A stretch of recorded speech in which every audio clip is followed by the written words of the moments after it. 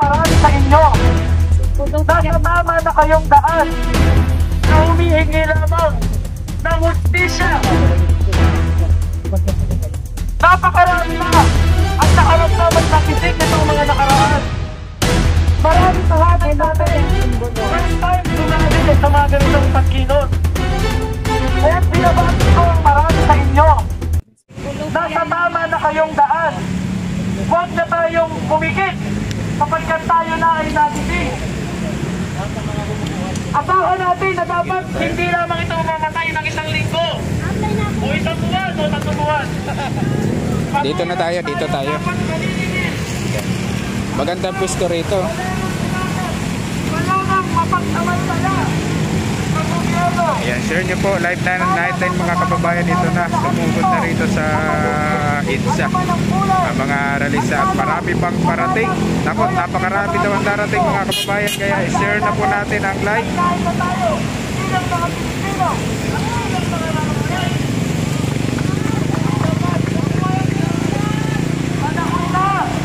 Para ipantabi natin ang ating pagkapanatiko sa mga politiko at taong bayan naman ang nakibabaw.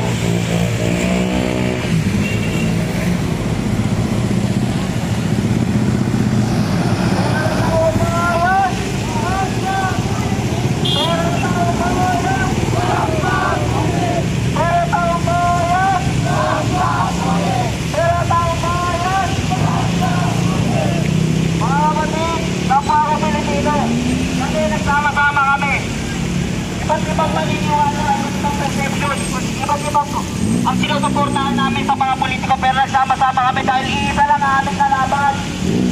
Nasa harap na natin ang ebidensya. Inulan na tayo. Hindi pa ba tayo kikilos? Nagbigay na ng pahiwatig ang Diyos. Sinubog nila ang syudad kung saan napakaraming tangkot na congressman. Hindi ba kayo nagtataka? Nagbigay na ng pahiwatig ang Diyos. Yun ang ebidensya. Alam naman natin, huwag tayo maglukuhan kung sinong nakinabang sa flood control budget na yan. Hindi tayo bulag, hindi tayo panga. Ginagawa tayo sa ng mga politiko na yan. Share nyo po, live po natin, naka-live po. Hindi tayo bago. Matagal na kaming nalaimot. Matagal na tayo sa bayan ng Pilipinas.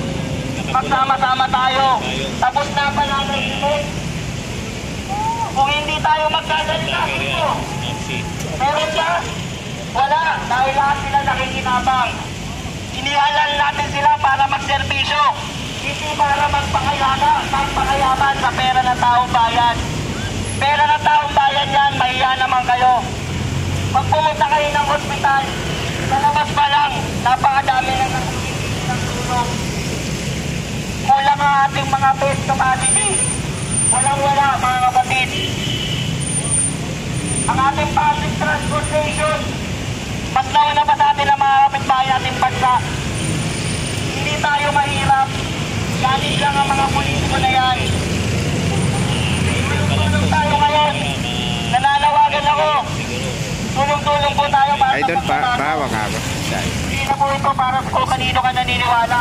Para na po ito sa kinabukasan ng inyong mga anak. Pero na taong bayan! Pero taong bayan! Pero taong bayan! Hindi gusto magsalita at individual.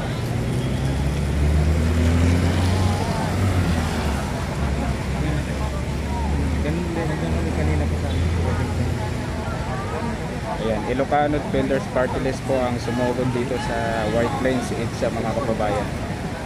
Huwag kalimutan i-share po ang ating live dahil sunod-sunod na hindi na tinantanan itong White Plains sa mga kababayan natin na nagrally at pinaglalaban ng korupsyon. Grabe, wala kanina hanggang ngayon tuloy-tuloy ang sumusugod ng mga kababayan po natin para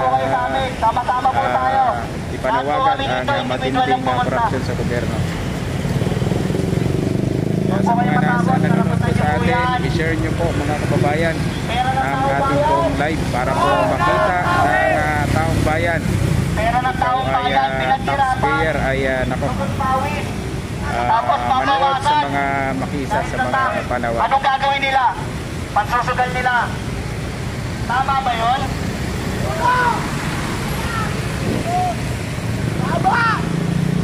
Magnanakaw! Magnanakaw! Magnanakaw! Magnanakaw! Magnanakaw! Tara po! Punta po dito! Huwag po kayong mahiya! Karapatan niyo po yan! Karapatan po nating lahat yan, mga kapatid! Mga may kawilobin po kayo, interview po dito. Kilala naman natin kung sino may kasalanan, huwag na tayong magtanga-tangahan. Matagal na tayong ginagawang tanga ng mga hearing sa Senado, ng mga hearing sa Kongreso. Nagawa tayo tanga, bakit? Nagawa na kasi nila. Yan, galit na ang taong bayan, mga Pero tayo kababayan. tahimik kasi tayo. Ilocano Defenders Party List, mga kababayan. Mga kababayan Hindi tayo mananahimik. mga kababayan to ni Marcos. Ito na. Nako, matindi ito mga kababayan. Kababayan pa ni Marcos ito. Kababayan ni Marcos ito mga kababayan. Talagang matindi na rin ang galit. Napasugod na rito sa kuwas. Napasugod na rito sa It's a White Plains. Grabe. Suporta po tayo, mabawat isa dito. Ayan, suporta po sa online mga kababayan natin. I-share niyo po ang ating live para makita niyo po ang sunod-sunod na pagsugod ng mga kababayan po natin dito sa White Plains Itza. Kung kayo naman available, pwede rin kayo pumunta rito mga kababayan. Kabataan, tumindig para sa mga taong gahaman! Kabataan, tumindig para sa mga taong gahaman!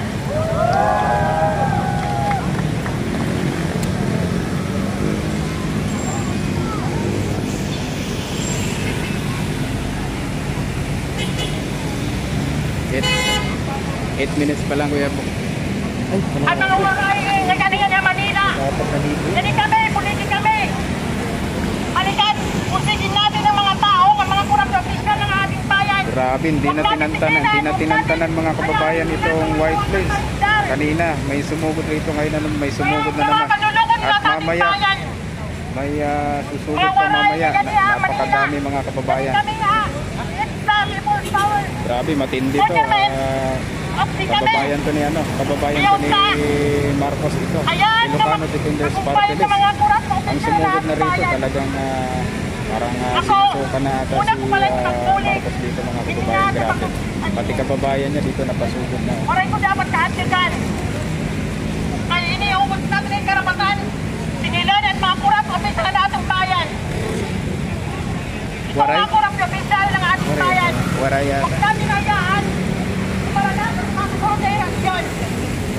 Ang mga matulungan nila sa atin. Halika dito, samahan nyo kami. Mga waray, mga bisaya. Yan kami ay isa. Ulit na maalan. Ayaw kang kaadlak. Magsigawan ang ating mga karapatan. Ay sobra na, hindi na panuloko, haatan. Iyan na. Sa mga taong namatayan, mga nanay, mga tita, namatayan ng mga kamag-anak na may sakit dahil walang mapagpili ng mga gamot. Wala, hindi ba yan dito sa naliligaan ng pera? Halina kayo dito, samahan nyo kami sa lawan ng ating mga karapatan. Sila na natin ang pagkamayon. Kakaling matakot sa mga walang pulisto. Ang daming pulis nakabantay mga kababayan, no?